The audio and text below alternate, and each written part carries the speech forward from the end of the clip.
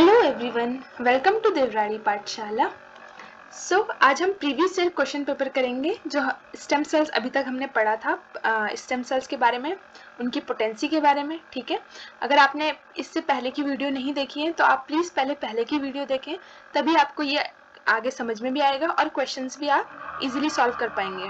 और ये क्वेश्चंस जो भी मैं करा रही हूँ आप एक बार खुद से सॉल्व करके देखना, और देन फिर आंसर्स तो मैंने करा ही रखे हैं। ठीक है, और ये वीडियो इम्पॉर्टेंट है जो स्टूडेंट प्रिपरेशन कर रहे हैं CSIR, GATE, ICMR, DBT, JRF और साथ ही साथ MSc एंड BSc स्टूडेंट्स के लिए भी इम्पॉर्टेंट है। ठीक है, सो लेट्स प्रोसीड।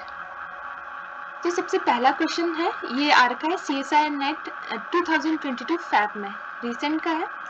ठीक है, सेकंड शिफ्ट में पूछा गया था, which one of the following statements about stem cell is correct. तो हमें क्या कौन सी स्टेटमेंट देखनी है, करेक्ट स्टेटमेंट बतानी है स्टेम सेल्स के बारे में। ठीक है, सो सबसे पहला है, stem cells cannot be maintained in culture since they require a distinct in vivo micro environment known as नीश।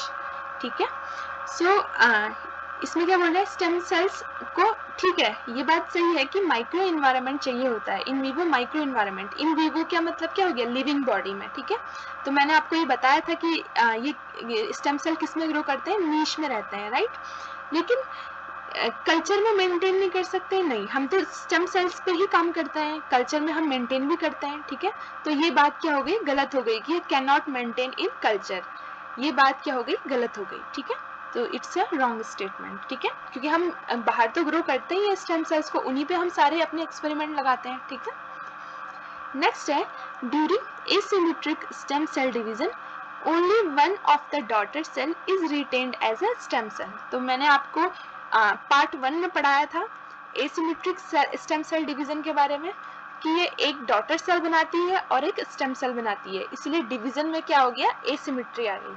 तो ये एकदम ट्रू स्टेटमेंट है, राइट, ये एकदम ट्रू स्टेटमेंट है। ठीक है, नेक्स्ट है, stem sales derive transient amplifying cells are differentiated cells which retain the capacity to divide further। ठीक है, तो स्टेम सेल्स क्या है, ट्रांजिएंट एम्पलीफाइंग डिफरेंशिएटेड सेल है। हमने क्या पढ़ा था, स्टेम सेल क्या है, अनडिफरेंशिएटेड सेल है। हमने पार्ट 1 में पढ़ा था कि स्टेम सेल क्या है, अनडिफरेंशिएटेड सेल्स हैं। ठीक है, सो ये स्टेटमेंट भी रॉन्ग हो गया। नेक्स्ट है, haematopoietic stem cells are totipotent stem cells. क्या ये बात सही है, हमने हिमेटोपोएटिक स्टेम सेल किस में पढ़ा था, मल्टीपोटेंट स्टेम सेल्स में पढ़ा था, नॉट टोटिपोटेंट। ठीक है, टोटिपोटेंट का मतलब क्या हो गया, टोटल, जो कि कंप्लीट ऑर्गेनिज्म को डेवलप कर सकता है, बट ये नहीं कर सकता। ठीक है, सो ये भी रॉन्ग हो गया। सो हमारा आंसर क्या हो गया, आंसर हमारा 2 हो गया, राइट। और ये मैंने आपको पढ़ाया था, आप मेरा पार्ट 1 वीडियो देख सकते हो, इसमें मैंने आपको ये पूरा एक्सप्लेन करा हुआ था। नेक्स्ट बात, ये क्वेश्चन हमारा CSIR नेट 2022 फैब में सेकंड शिफ्ट में ही आया है। क्वेश्चन क्या है, the embryonic stem cells in mammals are derived from. Embryonic stem cells in mammals are derived from, ये मैंने लास्ट वीडियो में बताया था पार्ट 2 में स्टेम सेल्स के। सो एम्ब्रियोनिक स्टेम सेल्स हम किससे डिराइव करते हैं, ब्लास्टोसेल से करते हैं, नहीं, इनर सेल मास यानी ICM, राइट, ICM से हम क्या करते हैं, एम्ब्रियोनिक स्टेम सेल्स डिराइव करते हैं, यानी इनर सेल मास से बाद में जाके एम्ब्रियोनिक स्टेम सेल्स बनाता है। ठीक है, तो ये बात एकदम सही है, ये भी नहीं था और ये भी नहीं था, तो ये हमने पढ़ा है। आंसर क्या हो गया हमारा, सेकंड, राइट। नेक्स्ट बात करते हैं, क्वेश्चन हमारा CSIR नेट 2019 दिसंबर में पूछा गया था, राइट। क्वेश्चन क्या है, the cells of inner cell mass of a blastocyst stage of mammalian embryo are. ठीक है, तो इनर सेल मास के बारे में पूछा गया है कि इनर सेल मास क्या है। तो इनर सेल मास ICM, जो हम अभी तक पढ़ रहे थे, ICM इनर सेल मास। सो मेमेलियन एम्ब्रायो में से वो किस टाइप का स्टेम सेल है, सो टोटिपोटेंट है, बिल्कुल नहीं, प्लूरिपोटेंट है, राइट, मल्टीपोटेंट नहीं, यूनिपोटेंट नहीं। टोटिपोटेंट क्यों नहीं है, क्योंकि ये कंप्लीट ऑर्गेनिज्म को डेवलप नहीं कर सकता, ये सिर्फ कंप्लीट एम्ब्रायो बना सकता है। ठीक है, ICM क्या कर सकता है, कंप्लीट एम्ब्रायो बना सकता है, लेकिन क्या नहीं बना सकता है, ट्रोफोब्लास्ट जो आउटर लेयर है जिससे बाद में प्लेसेंटा बनता था, वो ICM नहीं बना सकता है, इसलिए ये टोटिपोटेंट नहीं है। ये कौन सा सेल हो गया, प्लूरिपोटेंट स्टेम सेल हो गया, राइट। नेक्स्ट, यहाँ पे मैंने आपको ऑलरेडी एक्सप्लेन करा हुआ था वीडियो में, मेरे लास्ट वीडियो में, आप चाहे तो देख सकते हो। ठीक है, नेक्स्ट बात करते हैं, the following are certain statements regarding the stem cells. So यहाँ पे कुछ स्टेटमेंट दी है हमारी हमें स्टेम सेल्स के बारे में। ये क्वेश्चन हमारा CSIR नेट 2017 जून में आया हुआ है। सो हमें क्या पूछा गया है, सबसे पहले आप नीचे देख लो कि हमें कौन सा स्टेटमेंट पूछा गया है। तो हमें करेक्ट स्टेटमेंट पूछा गया है, which one of the following statement about stem cell is correct. Stem cell के बारे में कौन सा स्टेटमेंट सही है, तो हमें करेक्ट चूज करना है, ठीक है। तो सबसे पहले ये देख लो, जब भी आप क्वेश्चन पढ़ो तो इस तरीके से पढ़ो, आपको ईजी रहेगा, ठीक है।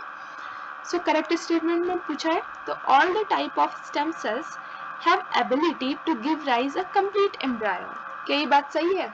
क्या सारे जितने हमने 4 टाइप के स्टेम सेल पढ़े थे, क्या उन सब में एबिलिटी है कि वो कंप्लीट एम्ब्रायो बना सकें? ऐसा है? ऐसा नहीं है, ठीक है। ये स्टेटमेंट क्या हो गया, रॉन्ग हो गया, ठीक है, क्योंकि हमारे मल्टीपोटेंट यूनिपोटेंट स्टेम सेल क्या नहीं बना सकते, कंप्लीट एम्ब्रायो नहीं बना सकते हैं, राइट। तो ये स्टेटमेंट रॉन्ग हो गया। हमारा ए, हमें मालूम है, कॉन्फिडेंट है कि हमारा ए गलत है, तो हम इन चारों स्टेटमेंट में ए वाले स्टेटमेंट को रिमूव कर सकते हैं, क्योंकि हमें करेक्ट बताना है। तो पहला वाला में ए है तो ये रिमूव हो गया, दूसरा तीसरे में ए नहीं है, फोर्थ में ए है तो ये भी रिमूव हो गया। अब हमें सिर्फ इन 2 में ध्यान देना है, ठीक है। बी स्टेटमेंट, इन दोनों में ई कॉमन है तो ई हमारा वैसे ही सही हो गया, हमें बी और सी में चूज करना है। सो बी स्टेटमेंट क्या बोल रहा है, multipotent stem cells are those whose commitment is limited to a relatively small subset of all possible cell type. So multipotent stem cells वो होते हैं जिनके कमिटमेंट जो है वो लिमिटेड होते हैं, relatively small subset of all possible cell type, ठीक है। तो ये बात एकदम सही है, क्योंकि हमने पढ़ा था कि मल्टीपोटेंट सेल अगर एंडोडर्म की हो तो वो पूरे एंडोडर्म का लीनिएज बनाएगी, फिर वो मेसोडर्म का नहीं बनाएगी, एक्टोडर्म का नहीं बनाएगी, यानी वो एक रिस्ट्रिक्टेड एरिया का सारे पॉसिबल टाइप के सेल्स बनाएगी। यानी एंडोडर्म की है तो एंडोडर्म के जितने पॉसिबल है उतने ही बनाएगी, लेकिन उसके बाहर वो किसी और का नहीं बना सकती है, ठीक है। तो ये बात एकदम सही है। सो हमारा बी स्टेटमेंट क्या हो गया, true.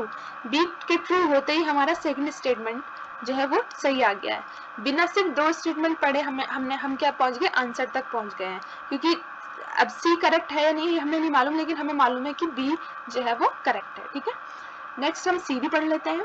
The stem cell niche allow controlled self renewal and also survival of the cells that leave the niche. तो मैंने बताया था आपको स्टेम सेल नीश के बारे में। सो स्टेम सेल नीश सेल्फ रिन्यूअल, स्टेम सेल नीश में क्या होता है, स्टेम सेल कंट्रोल होता है, सेल्फ रिन्यूअल होता है, ये बात सही है, ठीक है, क्योंकि स्टेम सेल नीश में वही नीश में उस जैसे माइक्रो एनवायरनमेंट मिलता है उसी से वो कंट्रोल होता है, वो अपनी मर्जी से कुछ नहीं करता है, right. And also survival of the cell that leave the niche, but ये क्या हो गया, रॉन्ग हो गया। अगर स्टेम सेल ने नीश लीव कर दिया है तो वो फिर उसके कंट्रोल में नहीं आएगा, ठीक है। वो स्टेम सेल अगर उसने छोड़ दिया है तो अब वो उस माइक्रो एनवायरनमेंट के कंट्रोल में नहीं आएगा। तो ये स्टेटमेंट क्या हो गया, रॉन्ग हो गया, क्योंकि वो कह रहा है कि तब भी उसका सर्वाइवल होगा, तो ये स्टेटमेंट क्या हो गया, रॉन्ग हो गया, ठीक है। ये मैंने आपको पार्ट 1 में बताया था, अगर आपको समझ में नहीं आया फिर भी तो आप मेरा पार्ट 1 वीडियो देख सकते हो, ठीक है। नेक्स्ट बात करते हैं, the प्लूरिपोटेंसी of the stem cell of in an embryo is essential maintained by FGF8 nano and TGF beta. So pluripotency of stem cell हमने पढ़ा था, एम्ब्रायोनिक जो स्टेम सेल्स है उनकी प्लूरिपोटेंसी के लिए हमने 3 फैक्टर पढ़े थे, राइट। तो वो कौन थे, SOX2, नैनोग एंड OCT4 ये थे, ठीक है। लेकिन ये FGF8 और TGF बीटा ये दोनों नहीं थे, हमारा सिर्फ नैनोग, SOX2 एंड OCT4 था, ठीक है, ये तीनों हमारे थे, ठीक है। तो ये तो क्या हो गया, रॉन्ग हो गया, राइट। नेक्स्ट है ई स्टेटमेंट है, the adult cell may be reprogrammed to gain pluripotency by modifying the following genes SOX2, OCT4, KLF4 and c-MYC। तो हमने पढ़ा था कि यामानाका फैक्टर हम इनको कहते हैं, और ये यामानाका जिन्हें इनको डिस्कवर किया था और बताया था कि कोई भी एडल्ट सेल को हम रीप्रोग्राम कर सकते हैं, वापस से उनको प्लूरिपोटेंसी गेन कर सकते हैं इन जीन का एक्सप्रेशन करवा के, ठीक है। ये मैंने आपको पूरा एक्सप्लेन किया है अपने लास्ट वीडियो में, पार्ट 2 में, तो आप वहाँ से देख सकते हो, ठीक है। तो ये स्टेटमेंट एकदम राइट हो गया, तो हमारा ई और बी जो है वो राइट स्टेटमेंट हो गया, राइट। तो हमारा आंसर क्या हो गया, बी एंड ई। यहाँ पे मैंने ये दे रखा है मेरा लास्ट वीडियो, अगर आप लोगों ने लास्ट वीडियो नहीं देखा है तो आप मेरा लास्ट वीडियो प्रेफर करें, अगर आपको समझ में नहीं आया तो, ठीक है। सो गाइज, वीडियो पसंद आया होगा तो इसे लाइक ज़रूर करें, अपने दोस्तों के साथ शेयर करें एंड प्लीज़ सब्सक्राइब देवराड़ी पाठशाला।